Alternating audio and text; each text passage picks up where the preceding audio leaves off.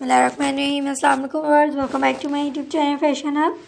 Friends, मेरे YouTube channel पर आप सबको बहुत बहुत खुशामदीद। उम्मीद करती हूँ आप सब लोग खैरियत से होंगे, मुतमईन होंगे और शुभाश होंगे।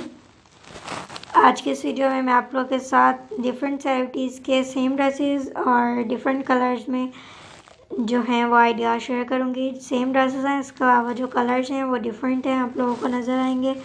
दुपट्टे की डिज़ाइनिंग और स्लीव डिज़ाइनिंग पे ज़्यादा फोकस कीजिएगा फ्रेंड्स, क्योंकि इसमें आप लोगों को ज़्यादातर दुपट्टा और स्लीव डिज़ाइनिंग के आइडियाज़ नज़र आएंगे। नेक पे आप लोग हाई नेक स्टाइल में बनवा सकते हैं और साथ में कफ स्लीव्स के साथ ये फ्रिल दुपट्टा है, बहुत अच्छा लगता है इस तरह के ड्रेसेस पहने हुए। उम्मीद करती हूँ आपको वीडियो पसंद आ रही होगी। वीडियो पसंद आ रही है तो चैनल को सब्सक्राइब कर दीजिएगा, वीडियो के लास्ट में कमेंट जरूर कीजिएगा। नेक्स्ट वीडियो तक के लिए इजाज़त, अल्लाह हाफ़िज़।